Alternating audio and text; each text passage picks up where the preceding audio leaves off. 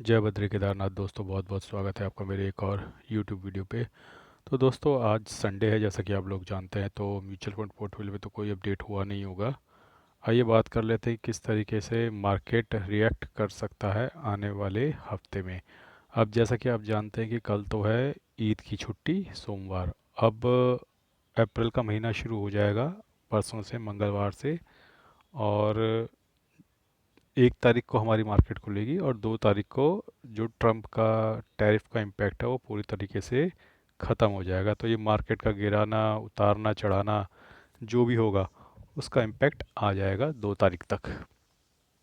उम्मीद है कि ये इसे एक्सटेंड नहीं करेंगे अमेरिका वाले। अगर इन्होंने एक्सटेंड किया तो कह नहीं सकता, लेकिन होपफुली 2 तारीख तक सब सॉर्ट आउट हो जाएगा कि इस पर कितना परसेंट टैरिफ लग रहा है।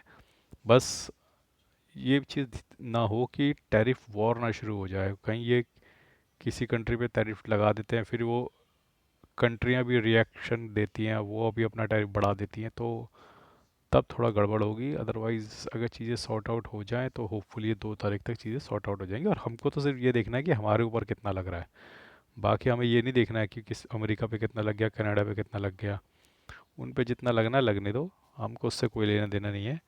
अब बाकी बात है कि अब 2 तारीख के बाद क्या होगा कि मुझे ऐसा लगता है कि मार्केट में अगर ये टैरिफ वारिफ वाली न्यूज़ पचा जाता है तो मार्केट में थोड़ा एक अप मूवमेंट आना चाहिए। उस अप मूवमेंट की वजह है कि नतीजे आने हैं 10 तारीख से। तो अगर मार्केट को गिराना भी है तो उसे थोड़ा बढ़ाना पड़ेगा। ठीक है, मैं इस चीज़ को बिल्कुल रूल आउट नहीं कर रहा हूँ कि मार्केट जो है अप्रैल में गिर सकता है, और आप भी रूल आउट मत कीजिएगा। उसकी वजह यह है कि कंपनियों के नतीजे आने बाकी हैं, और मार्केट अल्टीमेटली जो चलती है वो नतीजों पे चलती है। जिस कंपनी के शेयर्स आप लोगों ने खरीद रखे हैं, जिस कंपनी के शेयर्स आपकी म्यूचुअल फंड हाउसेज ने खरीद रखे हैं, उन्होंने परफॉर्म कैसा किया, यही तो कोर है। बाकी तो सब न्यूज़ है। न्यूज़ का इम्पैक्ट तो आता है जाता है, लेकिन जो कोर है, नतीजे, नतीजे ही हमेशा मेजर इम्पैक्ट डालते हैं। तो कल से बात कह रहा हूँ कि 10 तारीख के बाद से जब नतीजे आने शुरू होंगे तो वही हमारी आगे की दिशा तय करेगा। और इस वक्त कोई भी नहीं बता सकता कि क्या होगा, मार्केट गिरेगा या बढ़ेगा। वो डिपेंड करेगा नतीजों पे, क्योंकि किसी भी फंड मैनेजर को, किसी भी एनालिस्ट को जो मार्केट में बैठे हैं, यूट्यूब चैनल चला रहे हैं, किसी को नहीं पता कि नतीजे कैसे आने वाले हैं। और एक कंपनी के नहीं आने, बहुत सारी बड़ी बड़ी कंपनियां सबके आने वाले हैं। तो उनके नतीजों के हिसाब से ही मार्केट रिएक्ट करेगी। जनरली देखा जाता है कि अप्रैल का महीना पॉजिटिव होता है और हमेशा 10 में से 7-8 बार ये गेन देके जाता है। तो उम्मीद करते हैं कि ऐसा ही कुछ इस बार भी होगा, लेकिन अब नतीजों से कुछ इम्पैक्ट पड़ सकता है, क्योंकि अब बहुत कुछ ज़्यादा चीज़ें रास्ते में बची नहीं हैं। अब ज़्यादा से ज़्यादा आपके पास एक ट्रम्प का टैरिफ का है जो 2 तारीख को सॉर्ट आउट हो जाएगा, और उसके बाद जो बचेगा आपके पास वो सिर्फ बचेगा कंपनियों के नतीजे। तो कंपनियों के नतीजों पे फोकस कीजिएगा। जिन कंपनियों की रिकवरी पहले ही शुरू हो गई थी, या जिनके अच्छा बैकग्राउंड बेस बना रखा है उन्होंने नतीजे अच्छे देने के लिए, वही कंपनियों के शेयर चढ़ेंगे। और अभी भी आप देखोगे कि मिड कैप और स्मॉल कैप में कुछ ज़्यादा बढ़ोतरी नहीं हुई। एक एक शार्प अप मूव आया था, लेकिन उसके बाद से मिड कैप और स्मॉल कैप बिल्कुल स्टक हो गए हैं। हालांकि जो रिकवरी है वो अच्छी रही है लार्ज कैप में। अब आप कहेंगे कि लार्ज कैप से तो ज़्यादा बढ़े हैं, स्मॉल कैप और मिड कैप बिल्कुल बढ़े हैं, लेकिन लार्ज कैप जितना गिरे हैं उसके अनुपात में अच्छा बढ़े हैं, और स्मॉल कैप और मिड कैप जितना गिरे हैं उसके अनुपात में इतना नहीं बढ़े हैं। तो 26-27% गिर गए थे जहाँ तक मुझे ध्यान है, स्मॉल कैप और मिड कैप, और वहाँ से 8% की रिकवरी दी है। तो उसके मुकाबले में जो हमारे लार्ज कैप है उन्हें अच्छी रिकवरी दे दी है, करीबन 17-18 16-1700 पॉइंट की रिकवरी दे दी थी।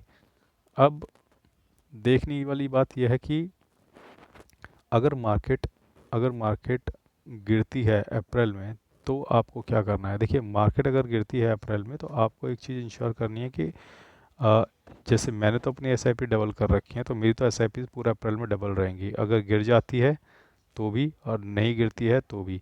लेकिन अगर आप में से कोई लमसम लेकर बैठा हुआ है और वो ये कोशिश करनी करेगा कि उस मार्केट में, उसमें जब मार्केट नीचे की तरफ जाएगा तो उस वक्त अब बॉटम फिशिंग ज़रूर कीजिएगा क्योंकि वो आखिरी मौका होगा, उसके बाद मार्केट नहीं गिरेगी अगर नतीजे ख़राब भी आ गए। क्योंकि अब आपको एक चीज़ समझनी होगी कि जो सरकार ने टैक्स में रिलीफ दिया है, 12 लाख तक का उन्होंने एग्जेम्पशन कर दिया है, वो इस महीने से लोगों के हाथों में आना शुरू होगा। इस महीने से इन द सेंस कि जब इस महीने की तनख्वाह आएंगी, अगले अगले महीने के शुरुआत में या इस महीने के आखिर में, तो टैक्स रिलीफ लोगों के